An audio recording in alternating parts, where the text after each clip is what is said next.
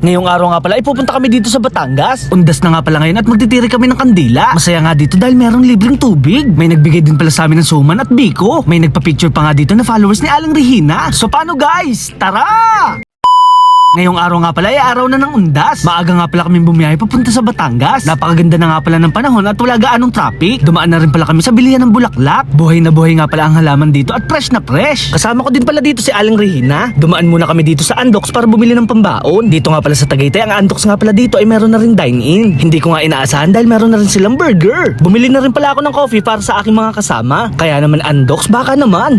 Char. Habang nagmamaneho nga ay nawala ang aking antok. Barakong kape ata ang na-order ko dahil ito ay napakatapang. Medyo napabilis ata ang biyahe ko dahil nandito na kami sa Nasugbu. Nakikita ko na nga ang magaganda at matataas na bundok. May nadaanan naman kami ditong sira-sirang kalsada. Sira daw pala to dahil sa bagyong Christine. Lumambot na daw ang lupa dito dahil sa malakas na agos ng tubig. Mabuti na nga lang nakarating na kami dito sa Kalatagan. Dumiretso na rin pala kami dito sa sementeryo. Wala pa gaanong dumadalaw at kukunti pa lang ang tao. Nagdala na rin pala kami dito ng upuan. At syempre kailangan din pala namin ng malamig na tubig. Pinasok nga pala ng baha itong puntod ng aming lola at lolo. Mabuti na nga lang din hindi nasira at nilipad ang bubong nito. Nagtirik na rin pala kami ng kandila. Ito nga pala ay simbolo sa pag-alala ng mga mahal namin sa buhay. At dahil magtatanghalian na kailangan na namin kumain. Napakasosyal nga pala ng tita namin dahil meron siyang baong McDo. Kaso lang guys, suman at latik nga pala ang laman nito. Nagdala na nga rin pala siya ng napakaraming asukal. Ang baon nga pala namin ay creamy pansit. Nagbaon na rin kami ng tuyong adobo at napakaraming kanin. Napakasarap talagang kumain lalo na kapag sama-sama. Natouch naman ako dahil pinaghahain tayo ni Aling Regina. Kaya naman guys, food trip na naman si Kuya Boy Macho Nurin. Nagready na nga rin pala ako ng tubig baka tayo ay mabulunan. Sa laki kasi ng manok na to, mahihirapan tayong lumunok. Pagkatapos napakarami pa nating kanin na sinandok. Umalis naman kami para magtirik sa ibang puntod. At bilang pagrespeto nga hindi kami umaapak sa mga nicho. At kahit nga wala na sila sa mundong ito, kailangan natin silang igalang at bigyan ng pagpapahalaga. Masaya naman kami ni Aling Regina dahil kami ay nakagala. May nakita rin kami dito namimigay ng tubig. Ito nga pala ay libre at walang bayad. Maraming salamat po at pagpalain pa kayo. Sinamahan din pala namin sila tita at tito na dumalaw sa kanilang ninang. Sila nga pala ay bibigyan ng masarap na suman. Pinaganda pa nga sila ng masarap na biko. Kaya naman maraming salamat sa ninang nila tito. Kakaiba talaga ang kakanin dito sa probinsya. Napakasarap kasi ng luto at kakaiba ang lasa. May nakakilala din pala sa atin dito mga followers. Sila nga pala si Cassie, Ashley at Melissa. Nakakatuwa nga dahil kilala rin nila si Aling Regina. Nagpa-picture nga din pala sa akin si Ninang Eden. Medyo inabot lang tayo ng hiya sa mga oras na to dahil hindi naman tayo artista. Medyo nakakaawa lang ang ibang puntod dito. Karamihan kasi dito ay walang tent at walang masisilungan. Nagpasya na nga rin pala kaming umalis na dahil napakarami na rin ng bisita. Masaya nga ako dahil napakarami naming bitbit at daladala. May huling puntod pa nga pala kaming pupunta na titirikan ng kandila. At dahil pahapon na at wala na gaanong init, marami ng tao ang pumupunta. At dahil malayo pa ang aming pinanggalingan, kami nga pala ay uuwi na rin. Ilang oras din kasi ang biyahe papunta rito, baka abutin pa kami ng traffic. Medyo nahirapan na rin kami makalabas dahil kumakapal na ang tao. At bago nga umuwi, pinadaan pa kami dito ng ninang nila tito para bigyan ng hipon. Tamang-tama nga dahil paborito pa naman namin to ni Aling Regina. Mapapasana all ka na lang talaga kung lahat ng ninang ay ganito kabait. So paano guys, hanggang dito na lang. Maraming